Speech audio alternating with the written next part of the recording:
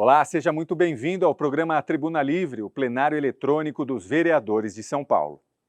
Neste programa, o cidadão paulistano acompanha os discursos dos seus representantes na Câmara Municipal de São Paulo sobre os mais diversos temas, sempre relevantes para a capital paulista e para o Brasil. São apresentadas as falas dos parlamentares proferidas nas sessões plenárias com duração de aproximadamente 5 minutos. O tema e o assunto abordados são de livre escolha de cada vereador. A partir de agora, você acompanha alguns destes discursos. 8 bilhões de habitantes nós celebramos. Então, boa tarde a todo esse universo de pessoas. O mundo chegou à marca de 8 bilhões de habitantes nesta terça-feira, dia 15, de acordo com a Organização das Nações Unidas. A organização diz que o número é resultado do crescimento populacional acelerado ao longo do último século, principalmente devido ao aumento da expectativa de vida. Além do rápido crescimento populacional, as mudanças climáticas impactam cada vez mais a produção agrícola em muitas partes do mundo. Há também uma maior pressão sobre o meio ambiente, aumentando os desafios para uma segurança alimentar que também é agravado pelas mudanças climáticas. Além destas tendências de longo prazo, a aceleração da crise climática e a recuperação desigual da pandemia do Covid-19 aumentam as desigualdades. Segundo a ONU, inundações, tempestades e secas estão devastando países em quase nada contribuíram para o aquecimento global. Se não reduzirmos o enorme fosso entre os que têm e os que não têm, estaremos construindo um mundo de 8 bilhões de pessoas repleto de tensões, desconfianças, crises e conflitos, afirmou Antônio Guterres, secretário-geral das Nações Unidas, em artigo da ONU. No Brasil, que é uma potência florestal e hídrica, vivemos em 2021 a maior seca em 90 anos. E fomos assolados por enchentes de grandes proporções que impactaram milhões de pessoas. A desigualdade entre ricos e pobres manifesta-se até mesmo nos esforços para a redução das mudanças climáticas. 1% mais rico da população do planeta vai ultrapassar 30 vezes o limite das emissões de gás carbônico necessário para evitar que o aumento da temperatura global ultrapasse a meta de 1,5 graus até 2030. Este 1% mais rico está a caminho de emitir 70 toneladas de gás carbônico per capita por ano. Enquanto isso, os 50 mais pobres do mundo emitirão, em média, apenas 1 tonelada. Olha só, os mais ricos, 70 toneladas de gás carbônico por ano, por cada um. E os mais pobres, cerca de 1 tonelada apenas, segundo estudo produzido pela ONG. Por isso, a luta contra a ONG Oxfam e apresentado na COP26. Por isso, a luta contra o aquecimento global é indissociável da luta contra a pobreza e por um mundo menos desigual e mais justo. Outra coisa que chama a atenção é que até a metade do século, as Nações Unidas estimam que o número de pessoas com mais de 65 anos será maior que o dobro do número de crianças com menos de 5 anos de idade. Hoje, nós somos 1 bilhão e 100 milhões de idosos de 60 anos ou mais no mundo. Em 2100, chegaremos a 3 bilhões e 100 mais de 60 anos mais. A população idosa, no entanto, portanto, vai triplicar, esclarece o doutor em demografia pesquisador aposentado do IBGE, José Eustáquio. Um dos fatores que tem contribuído para a inversão da pirâmide etária, com encolhimento da população jovem e expansão do número de idosos, é a redução da taxa de fecundidade em diversos países. Os dados da ONU também demonstram que a expectativa de vida ao nascer em 2019 era maior para as mulheres do que para os homens. A vantagem feminina em sobreviver é observada em todos os continentes. Amigos, como podemos ver, existem duas situações que mais chamam a nossa atenção. O problema com o meio ambiente e o aumento da população acima dos 60 anos. Por isso, venho trabalhando nessas duas frentes já há algum tempo. Amanhã, hoje, espero o apoio de você que está participando, que vai participar dessa votação, a nobre vereador, vereadora, ao meu projeto que se chama Moeda Verde, que prioriza a sustentabilidade e auxilia na prevenção do meio ambiente. Com o aumento da população acima de 60 anos e presidente da Comissão Extraordinária do Idoso, estou buscando dar andamento às principais demandas dos paulistanos com mais de 60. Luta pela gratuidade no transporte público e também que tenham cada vez mais projetos que incluem de vez a terceira idade na alfabetização e na era da inclusão digital e tecnológica, para que tenham uma qualidade de vida melhor. Hoje eu estou querendo abordar um assunto que está acontecendo aqui na nossa cidade, mas também deve estar acontecendo no Brasil afora. Não sei se vocês sabem, mas agora no dia 30 de outubro, o prazo do despejo zero foi determinado pelo Supremo Tribunal Federal em função à pandemia do Covid-19 e deve estar se multiplicando, infelizmente, as ordens de despejos e reintegração de posse. Aqui na cidade de São Paulo, na região da Zona Leste específica, o juiz da primeira vara da Penha ignorou literalmente a decisão do STF sobre os despejos. E ele disse que a Polícia Militar já fez a mediação necessária e mandou despejar imediatamente cerca de 800 famílias da ocupação Jorge Hereda, na região do Aricanduva. Bom, eu queria ler para vocês o que a Comissão de Moradores, junto com a ULCM, que é a Unificação de Lutas de Cortiça e Moradia, junto com a Defensoria, que já se manifestaram para o juiz para que reconsiderasse o seu posicionamento.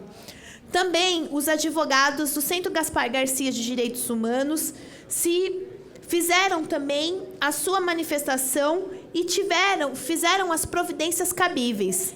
A unificação das lutas dos cortiços do meio de moradia já está lá, do Jorge Hereda está lá há quase 1 ano e meio. E desde o início o Judiciário da Penha se manifesta pronto pela reintegração. Ele nunca verificou o cumprimento da função social da propriedade, nunca atuou com as famílias que fossem encaminhadas ou atendidas ali num sistema de habitação digno. O terreno pertence a uma grande especuladora imobiliária que é a Savoy, e ela estava ali há dezenas de anos completamente abandonada, sem cumprir nenhum milímetro da sua função social. E hoje vivem no terreno mais de 3.000 pessoas. E é preciso urgentemente respeitar a ADPF, que é a Arguição de Preceito Fundamental 828. Ela determina uma série de obrigatoriedades para o cumprimento da reintegração de posse. Fazem parte dessa condição e mediação de conflitos, articulação dos programas de atendimento habitacional, a inspeção judicial e uma solução pacífica do conflito. Por isso, senhoras e senhores, nós estamos aqui pedindo ajuda de Vossas Excelências para pedir para o juiz da primeira vara civil da Penha reflita e considere a sua decisão, assim atendendo à determinação do STF. Quero também, no meu 1 minuto e 40, falar também sobre um texto, que a gente fez para pedir licença aqui para a nossa presidência da Câmara, registrar um voto de congratulação e de aplausos para a Associação Esportiva Araguaia de Santo André, um time de futebol sub-17 que foi vice-campeão da Taça da Cidade de São Paulo. Uma competição organizada pela Prefeitura da cidade de São Paulo. E no último domingo agora, o Araguaia perdeu de 1-0 na decisão do time Unidos pela Capela da Vila Socorro. Unidos da Vila Capela do Socorro. A partida foi disputada no Estádio Nacional na Água Branca e foi uma campanha histórica até a decisão do torneio, que teve a participação de 22 times. A galera do Araguaia é bem consciente e democrática, por isso não está contestando o resultado. Não está trancando rodovias, como acontece com os maus perdedores. Parabéns aos vice-campeões do Araguaia e também aos campeões da Capela do Socorro. E solicito com gentileza que esse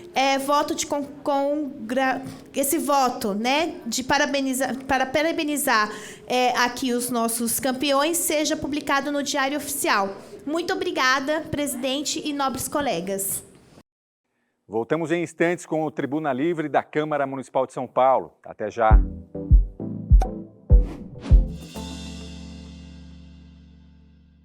Acompanhe as nossas playlists no canal oficial da Câmara no YouTube. É só apontar a câmera do seu celular no QR Code que aparece aí na sua tela. Voltamos em instantes com o Tribuna Livre da Câmara Municipal de São Paulo.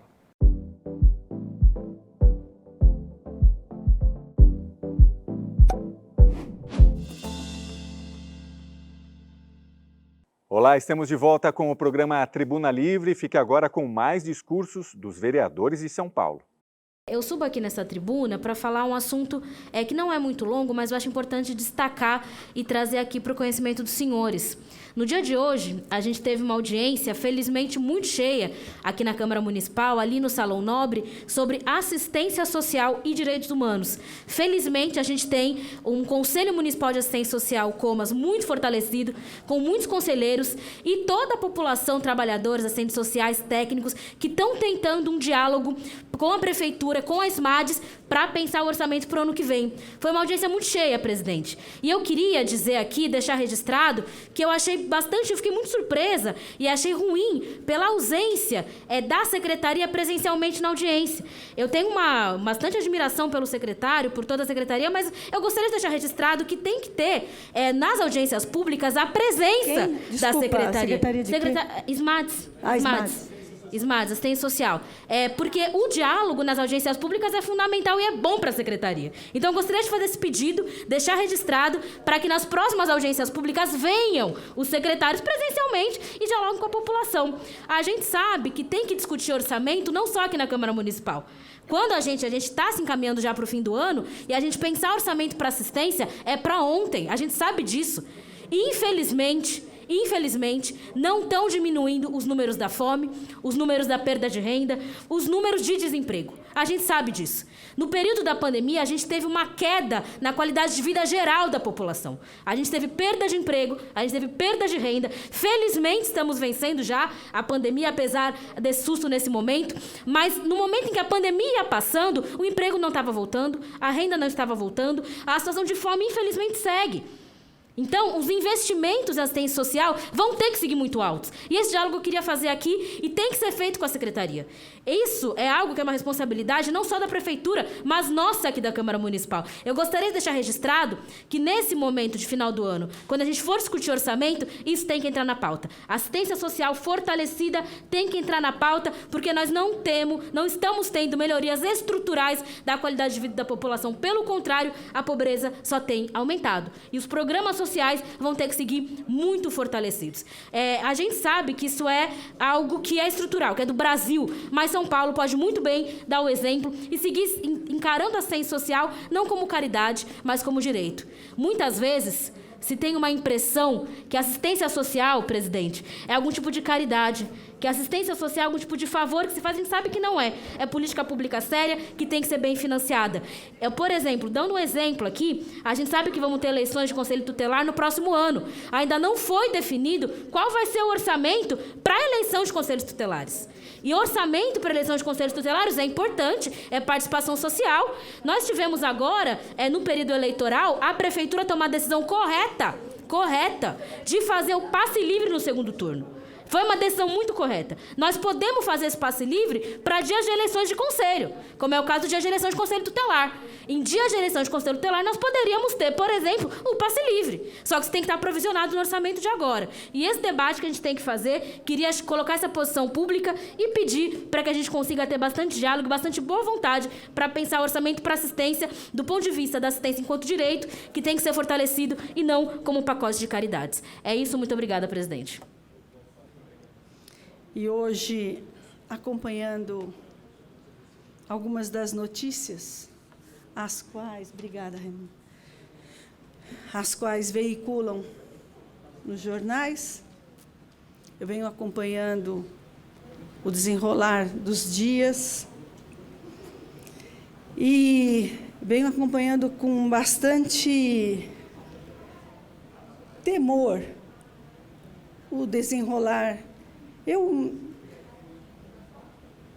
Eu sou vó, e esses dias fiquei sabendo que você é avó pela 5ª vez. Obrigada. Pela 5ª vez serei avó. E eu gosto muito de contar a história para os meus netos. Eu tenho lá em casa uma prateleira de livrinhos de história. Mas eu não vivo de contar história. Eu gosto de verdade. E também não vivo de passado, eu vivo do presente. E, vivendo do presente, eu fico acompanhando os fatos de hoje. E hoje, eu abri o jornal e vi uma notícia dizendo que o dólar subiu e a bolsa baixando. Nossa economia piorando e o dólar aumentando. E, infelizmente, irresponsavelmente, a palavra que se tem é paciência. Fazer o quê? A economia está piorando? Paciência. O que vai fazer? Paciência. O Brasil é um só. Vamos afundar tudo junto, né? É triste, senhores. Triste. Eu fico muito triste. Não é só porque a gente pensa num futuro melhor para os nossos filhos. A Covid, com 300 internações dia na nossa cidade já. Eu temo pelo futuro da nossa cidade. Temo também pelo futuro do nosso país. Mas penso que as coisas no nosso país precisam de mais responsabilidade e de palavras com um pouco mais de substância, para dar um pouco mais de respaldo às famílias brasileiras, segurança às famílias brasileiras. Eu me sinto como brasileira hoje, como cidadã insegura, porque temo pela economia, temo pela segurança, temo pela saúde, mas eu tenho um Deus no céu que olha por todos nós, e é nesse que eu confio. Confio nele mais do que em qualquer governo, confio nele mais do que em qualquer homem, confio nele mais do que em qualquer coisa, e é nele que eu me fio e é nele que eu confio. Muito obrigada, senhor presidente. Acabei de ouvir aqui a fala da presidenta, que dirige a sessão do dia de hoje, a vereadora Ruth Costa, falando sobre a preocupação dela com a economia, etc. e tal. E realmente é para se preocupar. É para se preocupar mesmo. Porque no Brasil hoje, são mais de 33 milhões de pessoas que estão passando fome. Tem que se preocupar mesmo. São cerca de 58% da população brasileira que estão passando por um momento de insegurança alimentar, que não sabe se vão ter amanhã ou depois, se vão ter o que comer. Realmente é difícil mesmo. Foram 4 anos que estão se encerrando agora, portanto, toda a crise que acontecer tem que cair nas costas do atual presidente. Os 4 anos de mandato, que nenhum trabalhador brasileiro recebeu sequer um único centavo de aumento real. E o poder de compra do salário da comunidade trabalhadora está cada vez mais crescendo igual rabo de cavalo, para baixo. Ou seja, o poder de compra dos trabalhadores não existe mais. Hoje mesmo, eu vi uma matéria trazendo informações que só na cidade de São Paulo, que é a terceira maior cidade, aliás, a maior cidade do Brasil e a terceira maior do mundo, são mais de 3 milhões de pessoas que estão passando fome. São 33 mil pessoas que estão morando em situação de ruas. E a situação, o perfil da população de rua hoje é um pouco diferente. Hoje tem família completa morando na rua. Inclusive, pessoas que estão trabalhando, mas estão morando na rua, porque o salário é tão pouco que ou se alimenta ou paga aluguel. Então, a pessoa prefere o quê? Se alimentar e morar na rua. Essa é a situação. Então, a questão de bolsa caindo e o dólar crescendo, isso não deveria ser uma preocupação, pelo menos neste momento, porque não é da forma que o PT governa. O PT ainda vai governar. Se tudo correr bem, o presidente Lula foi eleito e a partir de 1º de janeiro de 2023 virá posse. Aí sim, dali para frente é a responsabilidade. E eu tenho certeza que pelo conhecimento e experiência que tem o ex-presidente Lula e agora presidente eleito, vai lidar com isso de uma forma muito tranquila. E chamando o setor econômico para dialogar, para conversar, porque o Brasil precisa mudar a página. O Brasil precisa melhorar. E tem e reúne todas as condições para tudo isso. Então, não é razão de se preocupar hoje porque a bolsa caiu e o dólar cresceu. Não vejo razão para isso. E, aliás, teria que estar se preocupando, sim, com a situação de miserabilidade do povo brasileiro e especialmente aqui na cidade de São Paulo, onde falta moradia, onde falta médicos, onde falta uma série de coisas. E o governo em transição que está preocupado em cuidar justamente daqueles que estão passando por essa vulnerabilidade social. Porque quando está se tratando de uma PEC, justamente para cobrir, para que seja excluído do teto de gasto 175 bilhões, esses 175 bilhões é justamente para garantir que o povo mais humilde, o povo mais pobre, possa ao menos se alimentar, tenham condições de se alimentar, para garantir a alimentação. E os outros 18 bilhões é justamente para garantir que cada criança até 5 anos receba os R$150, que não representa muito para a nossa economia. O que representa é um gesto, né, que todos possam unir força neste momento para garantir isso. E que as pessoas, né, saiam dessa situação de vulnerabilidade social gravíssima, de fome, vereador, miséria e desemprego. É isso que nós esperamos e é isso que nós vamos cobrar do presidente eleito assim que tomar posse. Pode ter certeza, nós não vamos botar uma venda nos olhos e achar que está tudo resolvido, não. Nós vamos cobrar, porque foi eleito para fazer o melhor. E é isso que nós queremos e é isso que nós esperamos. Obrigado, presidente. Essa edição do programa Tribuna Livre fica por aqui. Agradecemos pela audiência. Caso tenha perdido algum programa, é só apontar a câmera do seu celular para o QR Code que aparece aí na sua tela. Rede Câmara São Paulo, sua conexão com a política da cidade.